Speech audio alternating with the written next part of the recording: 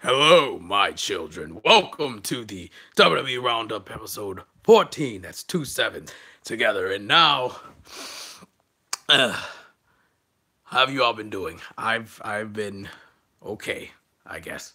My voice. This is just me acting right now. Honestly, it's been not the best, but it's okay. I think a week's bad when I don't write any notes down and I just say, let's do the show. Let's do the show.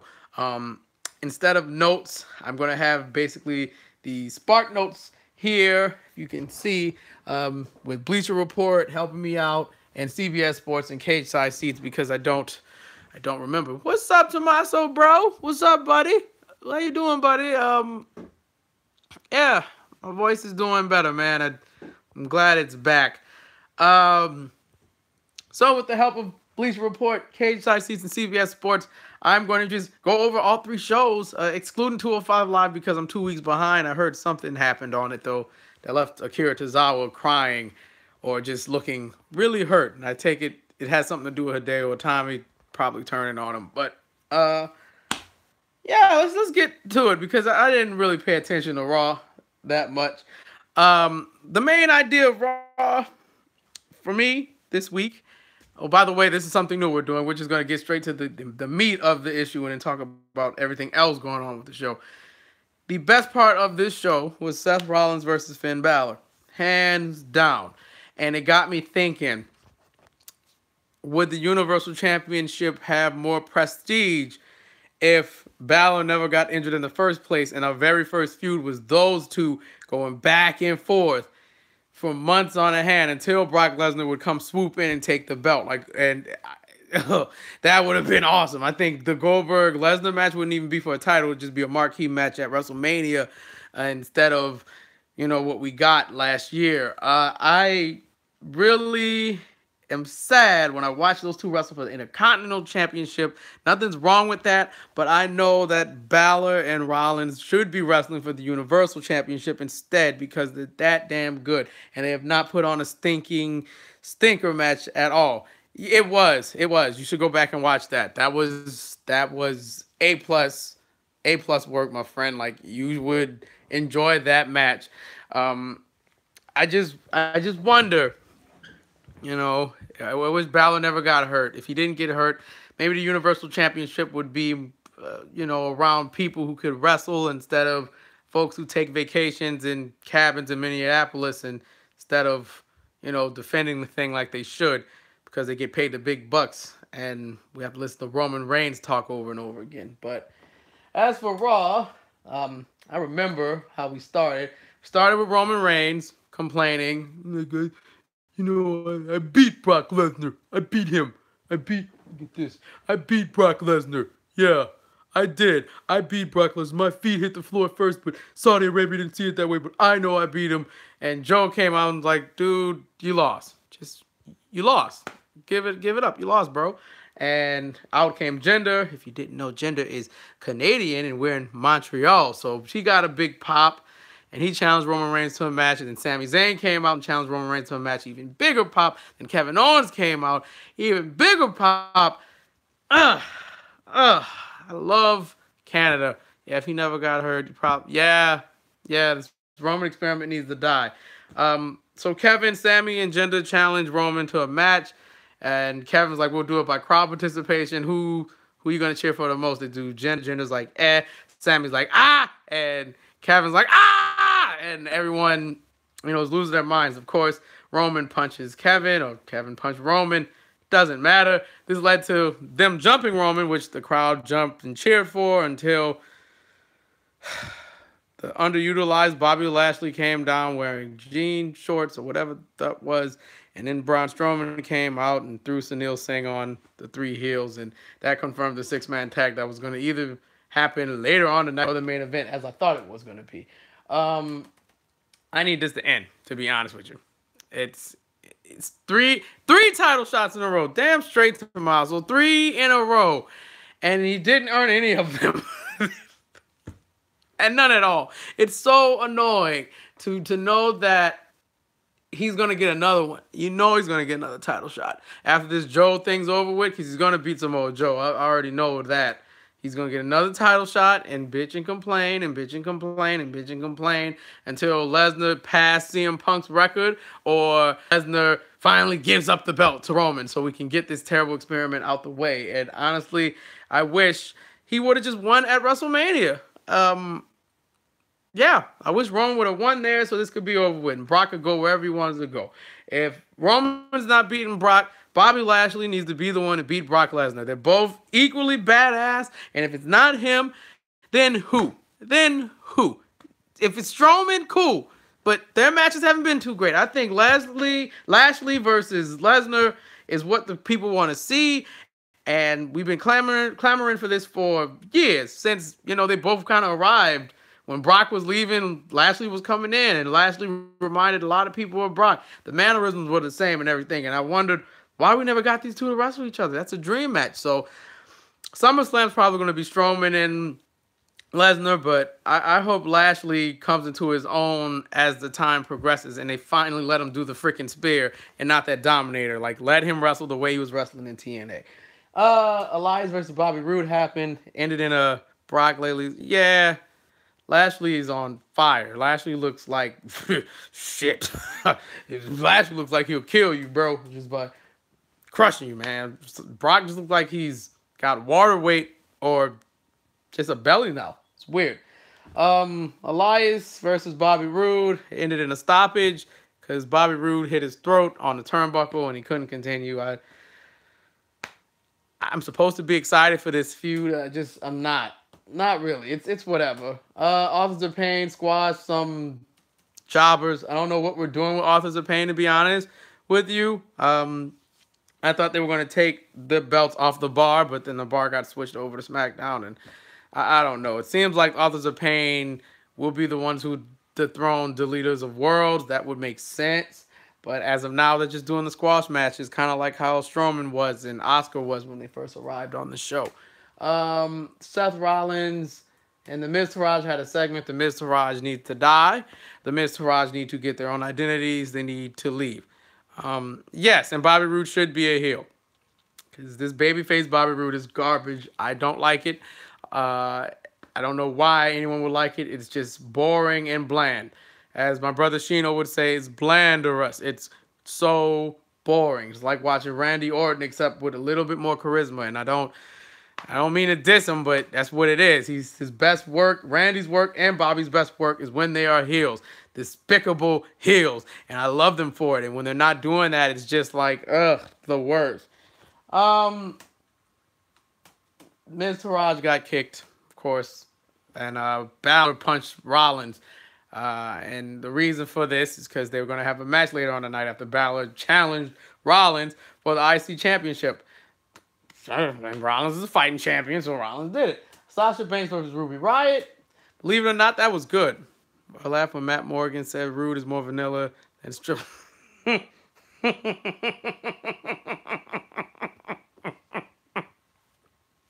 That's mean, Matt Morgan. That is very mean. I didn't know he said that. This threw me off. Sasha Banks versus Ruby Riott was good. That's another good match.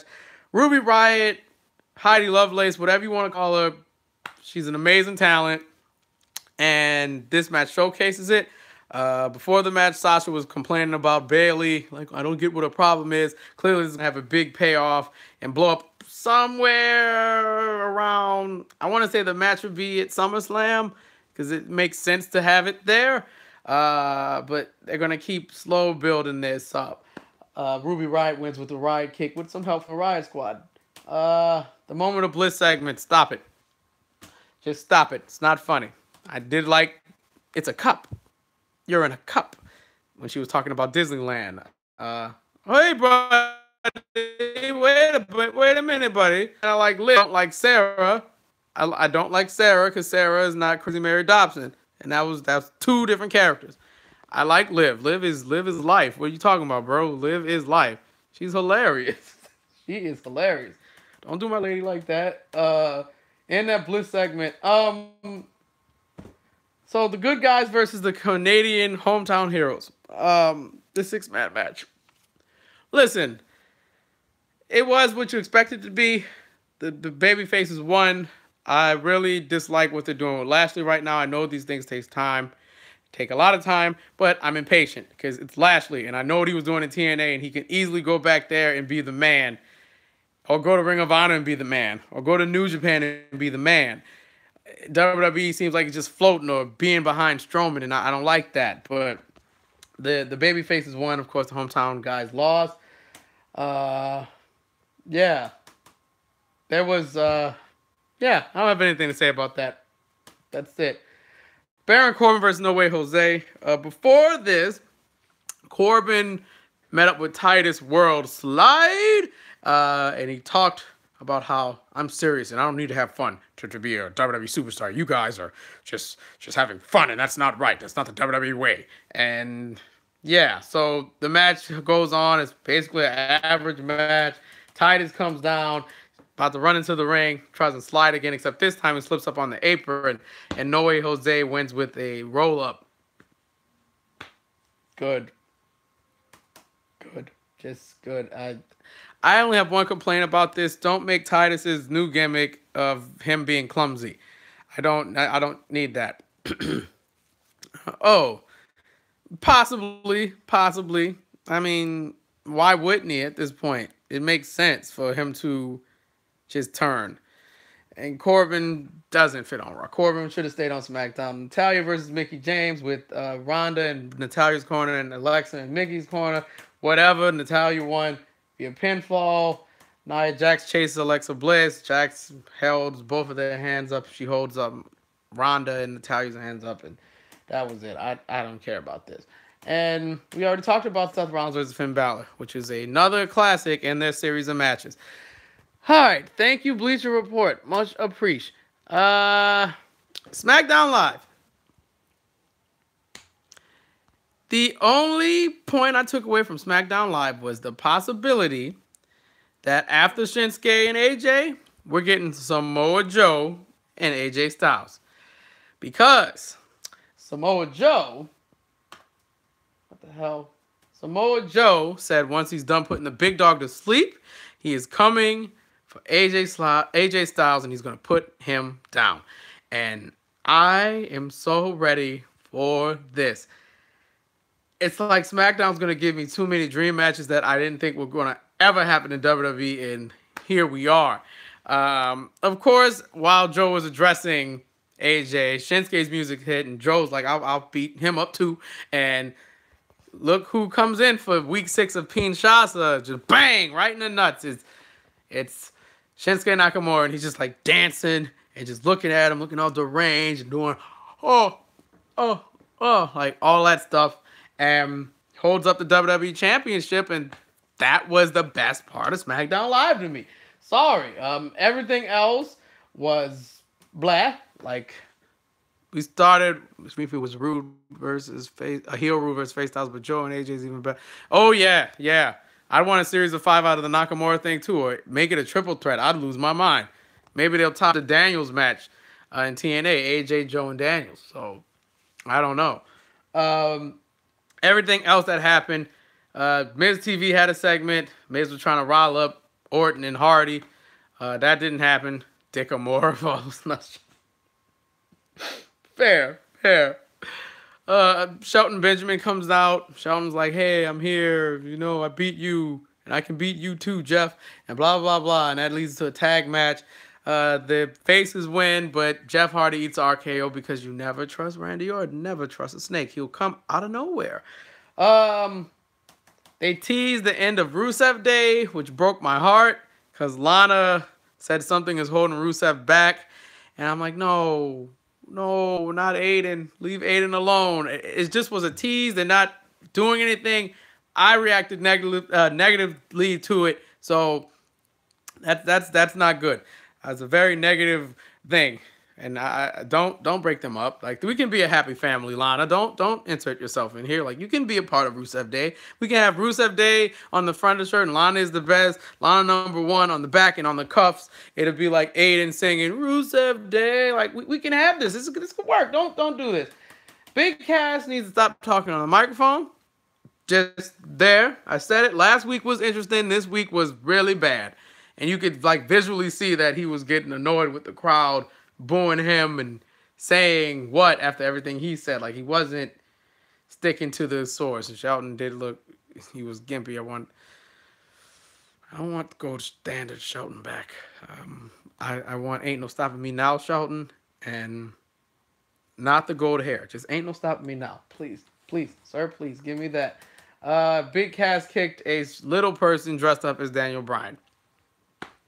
Xavier Woods had a match with Sheamus because it was a backstage segment, and the bar was like, well, look at here, it's the New Day. And the New Day's like, oh, it's the bar. Xavier Woods brings out a bell, and the bell brings pancakes, and the bar, of course, throws the pancakes, and Biggie gets in Sheamus' face and is like, you done it now, sucker, blah, blah, blah, blah. And Sheamus says, I wasn't talking to you, I'm talking to Xavier Woods. And yeah, that led to a match in which Xavier Woods wins because of a roll-up, because, yeah. And by the way, during the segment, if you ever see that backstage segment, Big E just pulled out some oil and was just rubbing his titties. And I'm like, what are you doing? What are you doing? Why? Just give him something that's slow and kind of rockish. It needs to up the tempo more for Big Cass's theme. Paige kills off Absolution, as CBS Sports says, and that's basically what happened. Absolution is no more. Paige says it's dead, and the two women need to earn their spots. Cool. I wish Xavier Woods would get more of a push, but, you know, it's not happening. Andrade Cien almost is coming soon, and Asuka started her new winning streak by beating the Iconics and Carmella. She also said Avengers Assemble. Asuka wins with Charlotte and Becky Lynch. So, yeah, that was SmackDown. And now for NXT. I also didn't pay a lot of attention to NXT, but I rewatched it today, and damn, that show's good. It's just a good hour. It's a good, solid hour. It's nothing that's just out of place. Everything is in the right spots. Undisputed Arrows, these...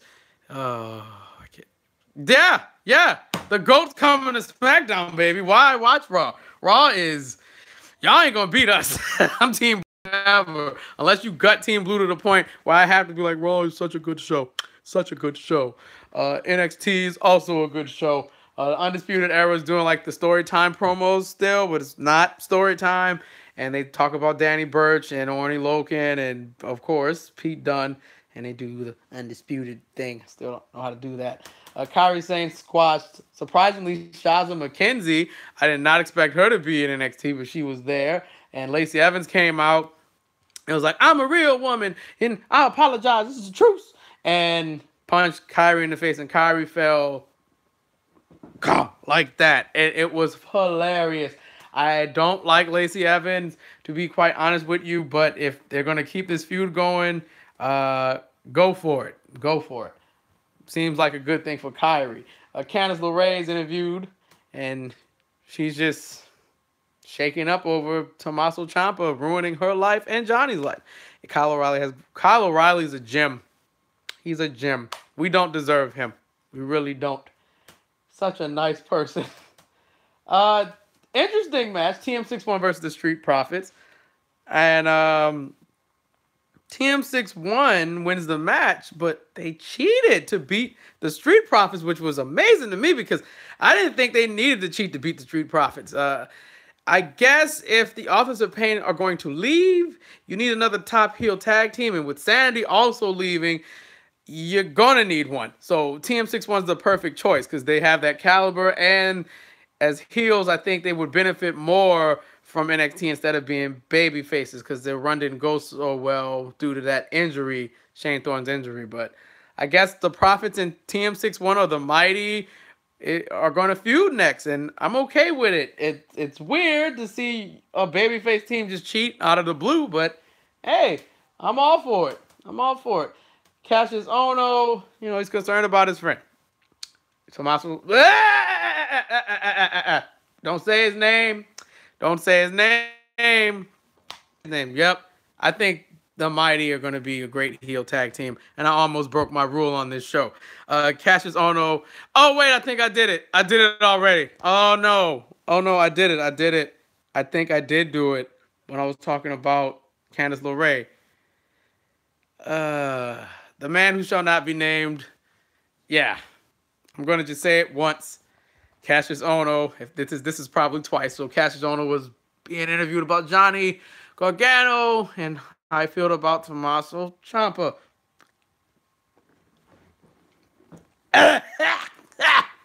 And next week they're gonna have a match. Okay, so the big thing that was being hyped for next week was the return of Kona Reeves as the finest Kona Reeves, and boy, did it flop? Did it flop? It wasn't good at all.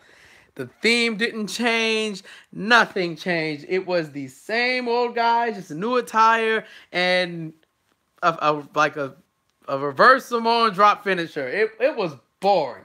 It felt like a knockoff EC3 and a knockoff Velveteen Dream. Like it doesn't feel original. It feels like we already have these two characters, these arrogant, narcissistic heels, and then you throw yourself into the mix when you're just like the bargain brand version. Like, it's the same thing. You know, if you buy Great Value, it has to be the same thing, but it's the same thing, but it's not the name brand. Yeah. Someone also said, I think my brother Shino said he's a knockoff Johnny Morrison, Johnny Nitro, Johnny Impact, or whatever the hell he was named. I can't remember his name in Lucha Underground. That's bad because I haven't been watching Lucha Underground. It's been off for too long, and I'm forgetting things. Not Johnny Worldwide. Let's not do this. Someone's going to tell me in the comments. But yeah, it's a knockoff John Morrison. He has too many names. I was almost called him Boone the Bounty Hunter just now. If I could say any... Johnny Mundo. That's it. Thank you, Tommaso. If I had to say anything about Kona Reeves... Give it time, maybe, but they need to tweak the character so it doesn't remind me of EC3 and it doesn't remind me of the arrogance that's Velveteen Dream. It needs to be like a hybrid that isn't those two guys. And his fighting style doesn't help either. It's not like he's changed anything. He still wrestles like he was wrestling beforehand. Yeah. Good luck with that. The big dog, Dakota Kai, got interviewed, and then old foreigners Vanessa Bourne comes out. I was like, like, you're pathetic. You're scared of Shayna Baszler. And if I was in your shoes, I would have slapped Shayna Baszler in the face. And I was like, you better slap her, babe. Slap her in the face. I don't know about y'all, but I really like Vanessa Bourne. I feel like she's going to be something in NXT Women's Division. Kind of taking that spot that Sasha had, I guess. I had that for Bianca Belair, but Bianca's a whole new beast. And is not even close. Not even close. Sasha can't compare to Bianca Belair. Whoa! So Shayna's nice. I mean, she's a fellow nerd. I will never diss a fellow nerd. No. We like Star Wars, so I'm not going to ever say Shayna's ugly. Shayna's not ugly. It's just, yeah, Vanessa's fine. Bianca Belair versus Candice LeRae, and Candice was not focused in the match at all. Bianca, unfortunately, she beats Candice LeRae, and I wasn't expecting that. I guess the man who shall not be named, I would never say his name 3 times. Never 3 times. The man who shall not be named is screwing around with Candice LeRae's mind, and she's so distraught, and she loses to Bianca Belair, which is cool. I don't know why I said unfortunately, like I'm team Candice LeRae when I'm team Bianca Belair. I guess it's just a habit. And Pete Dunne versus Roderick Strong. Amazing. Another amazing match. Pete Dunne hits the bitter end, and, you know, Roddy's about to lose, and here comes Undisputed Era, like, no, our brother in arms, blah, blah, blah. And Orny Loken and Danny Burch come down to even the odds. And the highlight for me was Pete Dunne threw a shoe at Roderick Strong. And I cackled. I laughed quite hard at that. Like, I wasn't expecting the Bruiserweight to do that in NXT. I mean, he's been the Swamp Thing or whatever that was at indie promotions, but to see him throw a shoe at Roderick Strong was hilarious. It was a wonderful match, by the way. So, good show. Good show. I guess we're not getting British Strong Style yet. But Lorcan and Birch and Dunn, that's a dope team too. So it's interesting to see what's going on. And that's everything in WWE, excluding 205 Live, as I said in the beginning. I have a video coming out tonight. Once I finish editing it, it's the greatest Royal Rumble review in 7 minutes or less. I didn't have a lot to say about that. And my reaction to Titus O'Neil falling on his ass and sliding under the ring. Yeah, probably near June when we get to SummerSlam, we'll get strong British Strong Style versus the Undisputed Era. But yeah, I got stuff coming later on tonight. Be on the lookout for that Backlash stuff. I'm going to record that tonight and try to edit that too, put that together and post it. It might just be up. It won't be a live video. It'll be kind of like one of my older videos, but a little different. But that's it. I'm MCZX. That was the WWE Roundup, number 14, and I will see you all next time. Later. Bye-bye.